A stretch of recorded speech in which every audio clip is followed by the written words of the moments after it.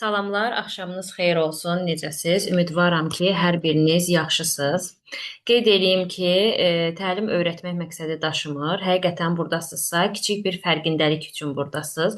Çünki çoxumuz onsuz da məlumatı hər yerdən əldə edirik. İndi müxtəlif platformalar yaradılıb, hətta saytlar var ki, məsəl üçün ChatGPT-ni götürək, istədiyimiz qədər məlumat var, hətta həll strategiyasına qədər bilir. Amma nə də olsa bu robotdur, müəyyən qədər bizə nə isə göstərə bilir. Bizə lazım olan hissə həqiqətən real insan modelindən nə isə öyrənib tətbiq etməkdir. Qeyd edim ki, təlimdə bu gün iştirak edənlərin sayı az olsa da, bilirəm ki, YouTube üzərindən çox insanlar baxacaq və çox geri dönüşlər əldə edəcəyik. Sayımızın az olmağı əslində yaxşıdır ki, həm siz suallarınızı rahat şəkildə ünvanlayacaqsınız, həm də mən enerjimi konkret sizə yönəldə biləcəm.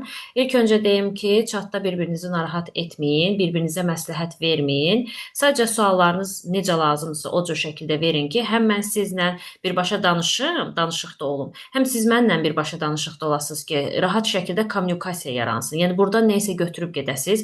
Boş-boş hə dinlədim, getdim, öyrəndim. Yox, məqsəd bu deyil. Bu gün hər birimiz aktivik, hamımızın həyatında hansısa bir döngü var. Bu döngüdə ilişib qalırıq. Bizə çıxış yolu lazımdır, bizə həll lazımdır. Bizə lazım deyil ki, hə girdim, oturdum, dinlədim, çıxım gedim. Bizə bu lazım deyil. Bizə o lazımdır ki, mən bura girmişəmsə, zamanımı ayırmışamsa, mən artıq nə isə bir fərqindəliklə gedim və bu fərqindəlik mənim həyatıma artıq necə deyim, yeni bir baxış bucağı yaratmış olsun. Qeyd edim ki, təlimin müddəti yəqin ki, bir Zoom linkində olacaq. İkinci Zoom linki açılmayacaq. Yəni kiçik olacaq. 25 dəqiqə təqribən mən vaxt ayıra biləcəm sizlə söhbətə və bu müddət ərzini dəyərləndirək. Vaxt harda qurtardı, artıq qurtardı. Ona görə suallarınızı vaxtınızda yazın və vaxtında işləməyə başlayaq. Okey, mən də görüm siz nə yazmısınız. Ona uyğun artıq başlayaq. Hər birinizi xoş gördüm. 2 nəfəri həm Mehman bəy yazıb, həmişə kimi. Okey. Ümumiyyətlə münasibətdə eyni döngü deyəndə nə nəzərdə tutursunuz? Son dönəmlər münasibət həyatınızda hansı döngülər təkrarlanır? Hər kəs baxsın. Mənim münasibət həyatımda ən çox hansı döngülər təkrarlanır ki, mən bu döngüləri istədiyim şəklə sala bilmirəm. İstəyirəm ki, hər kəs özünə sual versin. Mənim həyatımda təkrarlanan döngü nədir?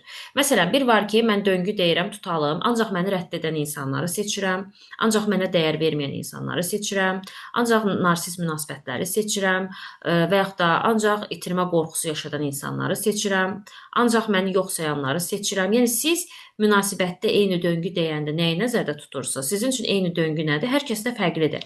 Məsələn, elə insan var ki, eyni döngü deyəndə deyir ki, məsəl üçün mən davamlı olaraq mənə psixoloji zorakılıq edən insanlar seçirəm. Münasibət deyəndə təkcə qadın-kişi münasibəti getmir. Olur bilər ki, məsələn, atıram, bir insandır, gedir elə insanlarla dostluq eləyir ki, orada onu əzirlər. Elə insanla münasibətə girir ki, münasibətdəki partnyoru onu əzir. Gedir elə iş yerində işləyir ki, müdiri onu əzir. Fikir verdinizmi sxemə? Sxem hər yerdə eynidir, əzmək. Məsələn, sxem hər yerdə eynidir, kimsə səni rədd edir. Sxem hər yerdə eynidir, məsəl üçün kimsə səni yox sayır. Sxem hər yerdə eynidir, ancaq səni özünə dəyərsiz, ancaq səni özünə yetərsiz hiss edir. Yəni bizə bu sxemi tapmaq lazımdır. Mən ümumi sual verdim və açıq sualla müraciət etdim. Sənə görə eyni döngü nədir? Yəni eyni döngü nədir? Sənin öz fərziyyənə görə. Məsələn, ola bilər ki, əla bir nəfər yazıb manipulyativ. Ola bilər ki, sən heç döngünü də başa düşmürsən. Məsələn, ola bilər ki, kimisə dəyişmək üçün girmisən ki, məsələn, çox vaxt insanlar, əksərən insanlar bir psixoloqla işləyərkən, bir koçla işləyərkən, bir mütəxəssislə işləyərkən başqasını dəyişmək üçün gəlir. Başqasını dəyişmək üçün gəlir, amma özü dəyişir. Özü dəyişəndə avtomatik qarşıdakı insan da dəyişir.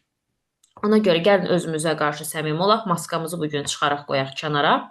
Baxaq görək ki, mən hansı davranışları eyni şəkildə edirəm ki, bu davranışlar məndə səbəb olur ki, eyni döngü sxemini təkrarlayıram. Çünki davranışda bəlirli bir sürə var. Tamam, mən sizi indi biraz yormuram. Mən sizə daha aktiv suallar yönətməyə başlayacağam. 5 dənə sual verəcəm. Təlimin mövzusu 5 sual üzərindən sizlə eyni döngünü işləmək, həllə fokuslanmaq, sizə fərqindəlik yaratmaqdır. Tamam. Birinci sualım sizədir. Özünüzə qarşı chatda nə qədər aktiv olsanız, mən sizin probleminizi o qədər çox görərəm və hər kəsə uyğun da müəyyən interpretasiyamı yönəldərəm və sizə dəstəkçi ola bilərəm. Amma siz fikirlərinizi yazmadıqca mən sizi görə bilmirəm, duya bilmirəm. Mən istəyirəm ki, siz buradasınızsa suallarınızı verəsiniz, çəkinməyəsiniz. Ümumiyyətlə, yəni bunu özünüzdə vərdiş edin. Bir insan sizə qollarını açaraq gəlirsə, mən sizə qollarımı açaraq gəlirəm və istəyirəm siz də mənə doğru gələsiniz ki, mən sizə dəstək olum. Yəni e, elmi bir yerdə deyilsiniz də, inkişaf edən bir platformadayıq. İnkişaf edən platforma nədir? Mən dərs öyrənmirəm. Biz burada dərs öyrənmirik.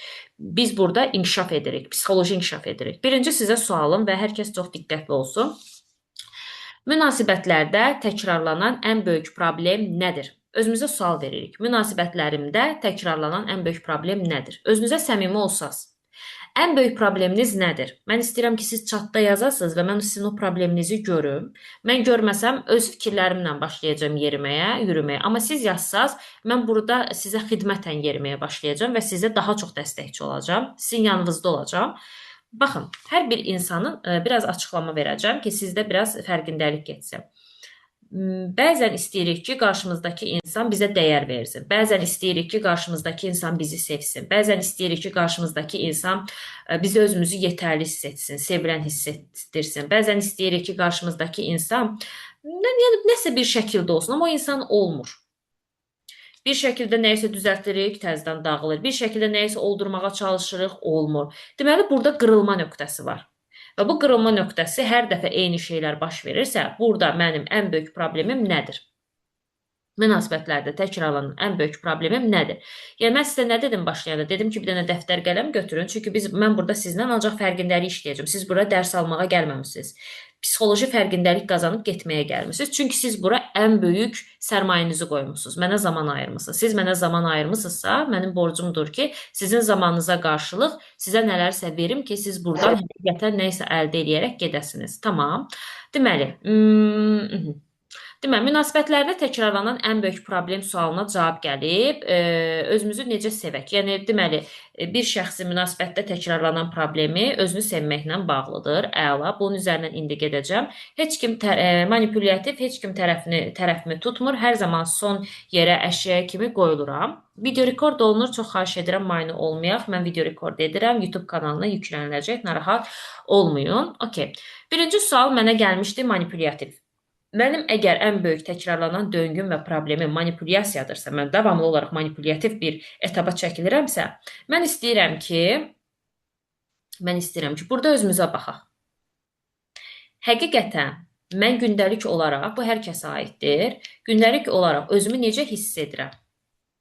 Və gündəlik olaraq, məsələn, ola bilər dəyərsiz, yetərsiz, lazımsız və bu hissin təsdiqini almaq üçünmü manipulyasiya olunuram? Bu sizin üçün fərqindəlik ola bilər. Düşünün, necə özümü hiss edirəm və həqiqətən bu hissin təsdiqini almaq üçünmü manipulyasiya olunuram? Məsələn, deyək ki, X adlı bir şəxs özünü sevgisiz hiss edir və sevgi qazanmaq üçün fədakar olur. Bədənini verir, vaxtını verir, evini verir, pulunu verir, yaşayışını verir, zamanını verir. Nə üçün verir? O sevgisizliyi yaşamamaq üçün verir ki, mən sevilim. Və belə olan halda nə baş verir? Mən avtomatik olaraq nəyə düşürəm? Manipulyativ adlandırdığım bir problemi yaşayıram. Məsələn, bir X adlı şəxsdə bu problemdir.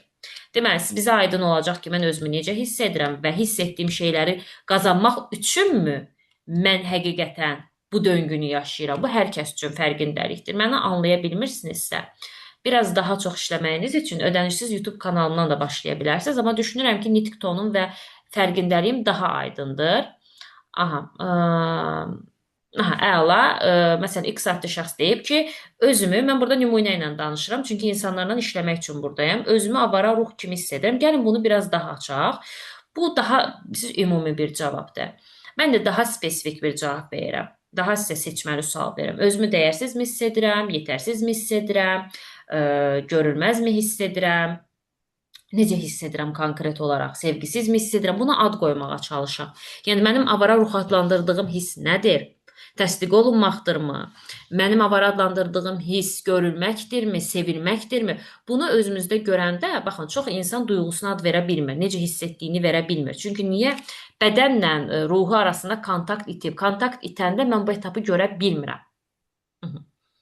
Tamam. Əslində manipulyasiyaya məruz qalan insanların məqsədinin olmaması və avara ruh kimi özünü hiss etməsi normaldır. Yəni, belə bir hiss yoxdur ümumiyyətlə. Amma ən azı özümüzə bir sual verək. Özümü necə hiss edirəm? Əgər bu hissi tapa bilmirəmsə, istər-istəməz, mən müəyyən etapda qırılma yaşayacağım. Çünki mən hələ öz hissimi ad verə bilmirəm. Yəni, bu qədərmi hissizləşmişəm? Buna baxmaq lazımdır. Daha sonra, mən münasibətlərdə ən böyük problemim sevməkdir və necə dəyər, hörmət edək.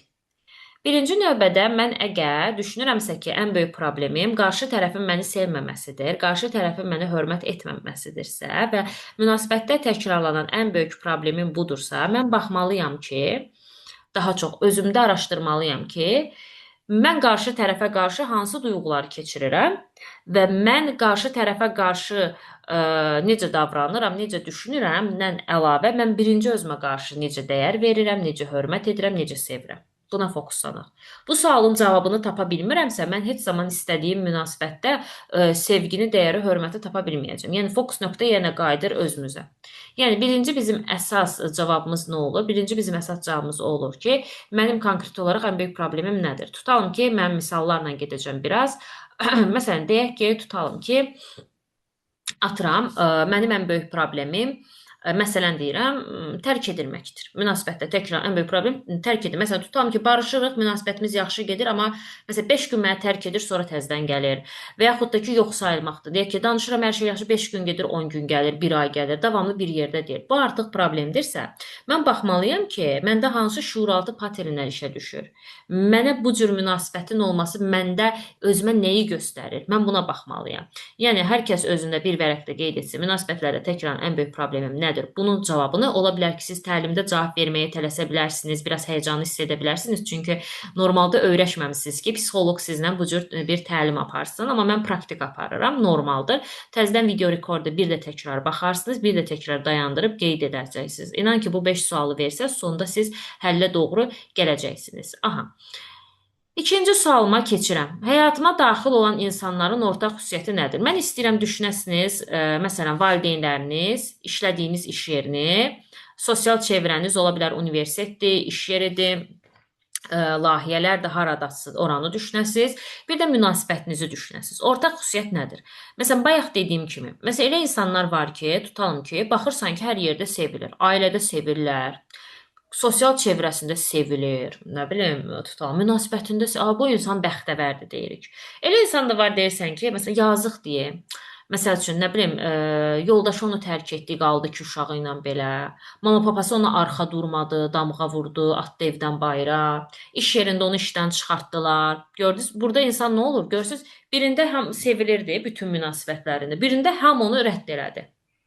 Yəni, həyatımda daxil olan ortaq xüsusiyyətləri nədir? Sizə görə nədir? Davamlı rədd edilirsinizmi? Davamlı yox sayılırsınızmı? Davamlı tərk edilirsinizmi? Davamlı olaraq dəyərsizmi hiss elətdirilirsiniz? Davamlı yetərsizsinizmi? Davamlı görülmürsünüzmü? Nə baş verir? Baxın, bütün həyatınızdakı insanları cəmləsəz, bütün bu həyatınızdakı olan insanları cəmləsəz, həyatınızda nə baş verir ki, nə baş verir ki, nə baş verir ki? Həqiqətən bütün bu ortaq xüsusiyyətləri özündə birləşdirir. Ola bilməz ki, necə deyim, məsələn deyək ki, sən münasibət həyatında xoşbəxt olasan, amma iş həyatında bədbəxt. Elə bir şey olmur. Sənin iş həyatınla münasibət həyatındakı sxem istər-istəməz eyni olur. Çünki bizim pul qazanma sxemimizlə münasibət qurma sxemimiz demək olar ki, eyni olur. Yəni, ikinci bu sualı özümüzə veririk. Okey, mən indi biraz suallar üzərindən gedirəm. Artıq ikinci sualın da cavabını özünüzdə verdinizsə, keçirəm 3-ə, ona qədər isə çatı oxuyuram. Hələ ki, ikinci sualı cavablar yaza bilərsiniz. İnsanlara qarşı səmimi olduğum zaman insanlar yanlış edir. Bu cəhətdən məsafəli davranır, düzmü edirəm, yoxsa yox? Əgər mən düşünürəmsə ki, qarşımdakı insana qarşı yetəri qədər səmimiyəm, amma insanlar mənim bu səmimiyyətimə qarşı mənim hesab etdiyim şəkildə cavab vermirlər, o zaman məsafəli davranıramsa, bu artıq sərhəd qoymaqdır. Yəni, mən səni bacara bildiyimi edirəm, amma artıq burada da dur nöqtəsi deyirsiniz. Əslində, bu kənardan sağlam şəkildə sərhəd qoymaq kimi görünür. Amma sizi spesifik olaraq nə narahat edir? Bunu daha səmimi açmağım üçün belə bir sual verərdim sizə. Mənə qarşı hansı yanlışı edəndə mən daha çox məsafəli davranıram? Nə vadar edir ki, mən bu insanlara qarşı və yaxud da bu şəxsə qarşı məsafəli davranıram? Və ikinci özümə belə bir sual verərdimmi ki, yanlış etməyimi niyə düşünürəm? Əgər mən birinə yox deyirəmsə, birinə sərhəd qoyub məsafəli davranıramsa, niyə mən elə gəlirim ki, düz edirəm ya səhv? Bəli, duyğularımı yaşasam ürəyim tez-tez döyünər, nəfəsim kəsilər, ölə bilərəm deyə ruhumu dondurdum. Demək, Siz tez-tez nəfəsiniz kəsilə bilər və ölə bilərsiniz deyə duyğularınızı dondurmağı seçirsiniz. Bu da sizin seçiminizdir. Mən biraz burada slow rejimlə gedirəm. Belə part deyə sizlə danışsam çətin olacaq. Ona görə baxın, terapiya prosesi hər kəs üçün deyil. Məsələn, mənə gündə Instagramda minimum 20-30 müştəri ilə danışıram. Minimum deyirəm. Maksimum hələ ki 50-yə çatmışam. O da təzə kəşfiyyata düşmüşəm deyə. Yəni bu statistika qalxır. Və insanlarla danışarkən nitq koduma çox fikir verirəm. Məsələn, indi burada 2 adlı şəxs görürsüz, yazır, ürəyim tez-tez döyünür, kəsilir. Mən ona elə sual verərəm ki, o insan daha da pis olar. Amma mən onunla elə tonda danışıram ki, o insan özünə qayıtsın. Fikir verdinizmi mən ona nə cavab verdim? Dedim ki, siz ürəyiniz tez-tez döyünər deyə, nəfəsiniz kəsilər deyə öz duyğularınızı yaşamamağı seçirsiniz və yaxud da ki, ruhunuzu dondurursunuz. Yəni, bunu siz seçirsiniz. İndi bundan artıq o insan düşünəcək və özündə cavab tapacaq ki, mən beləyəmmi, yoxsa nə etməliyəm? Bu artıq həmən insana qalır. Bir nəfərə verdiyim yanıt digər şəxslərə də nümunədir. Münasibətdə ən böyük problemim yox deyə bilmirəm. Hər şeyə razı olaram, hər şeyə can atıram, amma qarşımdakılar elə zənn edirlər ki, mənim borcumdur, mən hörmət edirəm, qarşımdakı şəxs mənə o dəyəri vermir. Mənim də ən böyük səhvim, problemim yox deyə bilmirəm, hər şeyə razı oluram. Tamam, mən sizə belə bir sual verərdim. Mən başqasına yox cavabı deyirəmsə, o zaman özümü necə hiss edirəm? Hisslərlə kontakt qurmağa çalışın, o hiss üzərindən davam edək. Tərk edilmək dəyərsiz, yetərsiz, saymamazlıq. Deməli, həyatımda olan insanların davamlı dəyərsiz, yetərsiz, saymamazlıq və sairəm olduğunu düşünürəmsə, deməli, burada da mənə qarşı bir siqnal var. Mənə nə sərf edir ki, davamlı həyatımda tərk edilmək, dəyərsiz, yetərsiz, saymamazlıq halları olan insanlarla çevrələnmişəm. Buna diqqət etmək lazımdır və baxmaq lazımdır. Bir dəqiqə gəlirəm.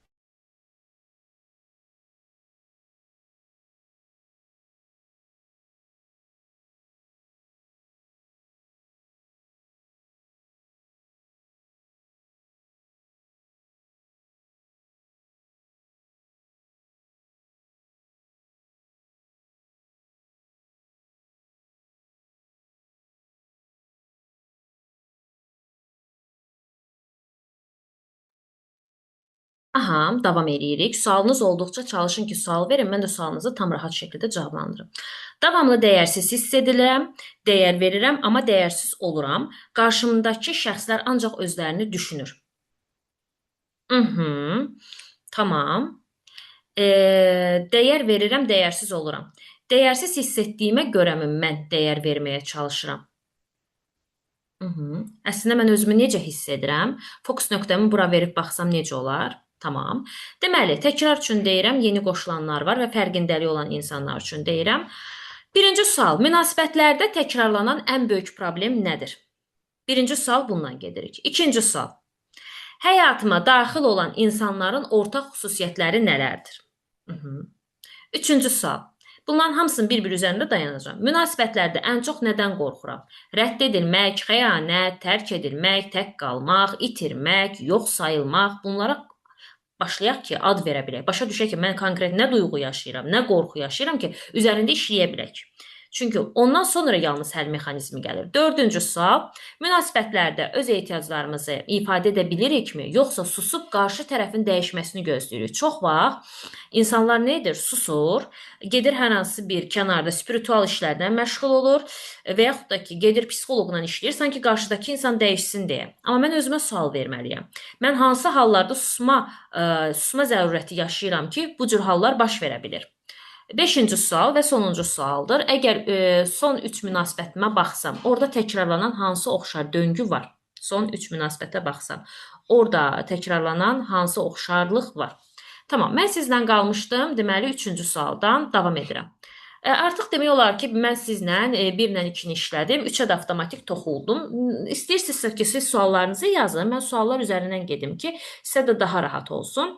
Münasibətlərdə ən çox nədən qorxursunuz? 3-cü sual, ən çox başınıza nə gəlsə konkret olaraq qorxarsınız. Tamam, mən buradan davam edim. Okay, xəyanət edilməkdən və rədd edilməkdən qorxuram.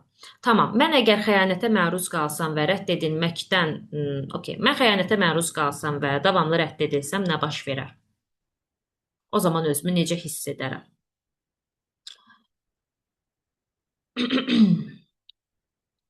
Yəni buna fokus nöqtəmizi bilək. E, okey.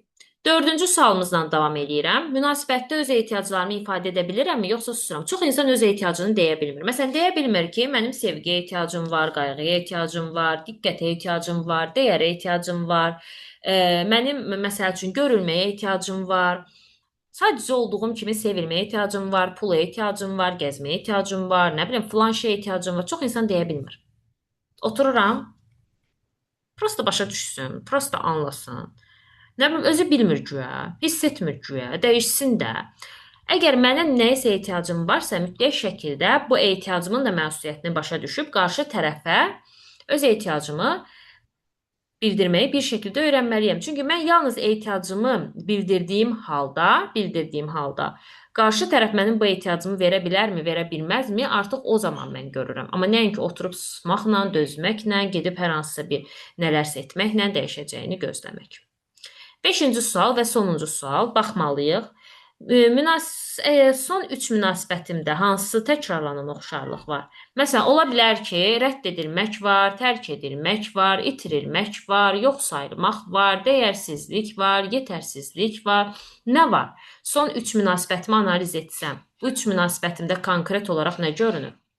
Baxın, ümumiyyətlə bir sual verəndə insanlar avtomatik olaraq cavaba fokuslanır ki, cavab verilsin. Konkret cavab və konkret həll heç zaman bir deyil. Çünki insanların yaşadığı hekayələr, insanların yaşadığı hisslər, insanların olduğu düşüncələr fərqlidir. Yəni siz ümumi bir cavab heç bir zaman sizə kimsə deyə bilməz. Özü bir mütəxəssis əsla deyə bilməz. Mən hiss edirsinizsə sizi yönəldirəm. Sizə bayaqdan refleksiya sualları verirəm, interpretasiya sualları verirəm, açıq tipli suallar verirəm, ikili suallar verirəm. Sizi düşünməyə təhrik edirəm. Sizin də bilsəz də, bilməsəz də şuuraltı olaraq proseslər gedir. Hələ sizi hazırlayıram ki, siz gələcəkdə terapiya alsanız və yaxud da bir psixoloqla işləsəz, başa düşəsiz ki, mən nə yaşayıram və mən nəyin içindəyim. Çox insan bilmir, xaotik bir vəziyyətin içərisindədir, hisslər donuqdur, özünü analiz edə bilmir, amma konkret bir həll mexanizmi axtarır. Bu da özümüzü aldatmaqdır. Tamam mı? İndi mən çata baxıram. Daha sonra isə artıq yavaş-yavaş yekunlaşdırıram. Aha. Deməli, son 3 münasibətimi analiz etsəm, bir problem yaşamışam, intizamsızlıq, rutinsizlik. Deməli, konkret olaraq nizamsızlıq deyək də. Yəni nə demək istəyirsiniz? Bax, yazdığınızda nə? Rutinsizlik nə deməkdir? İntizamsızlıq nə deməkdir? Yəni bununla nə demək istəyirsiniz? Yəni ki, davamlılıq mı olmayıb? Yəni burada konkret nə demək istəyirsiniz? Maddi, mənəvi güvənsizlik.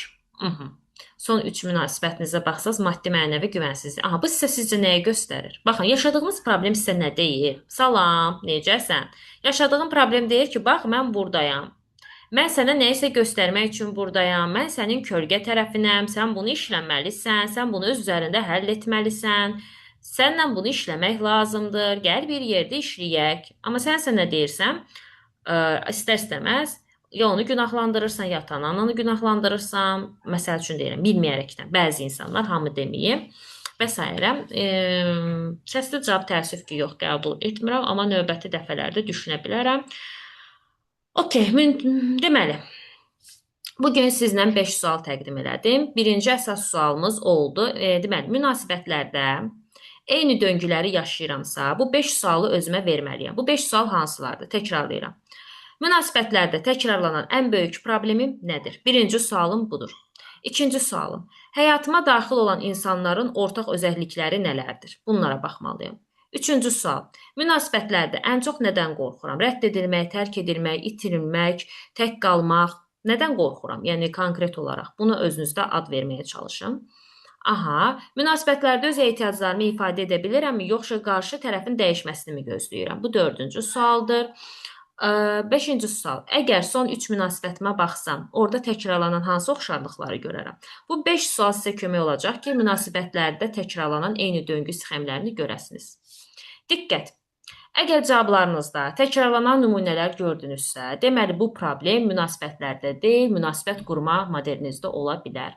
Bu modulda dəyişmək üçün mən sizə dəvət edirəm 4 iyul təşkil edəcəyim təlimdə. Bu təlimdə iştirak etmək istəyirsinizsə, mən vebinarlar qrupumda döngü sözünü yazacağam. Hər kəsə qəbul etmirəm. Həqiqətən öz üzərində işləmək istəyən insanlarla qəbul edirəm. Bunların bir daha şuuraltı mexanizmdən terapevtik şəkildə, texnika ilə təlim prosesində sizinlə işləyəcəm. Bu gün isə bizə aydın oldu ki, artıq həyatımda nə baş verir, mən nə üçün eyni döngünün içərisindəyəm, mən ən çox hansı duyğuları yaşayıram, mənim ən çox hansı qorxularım var, nə səbəb olur ki, mən bu eyni döngünün içərisindəyəm.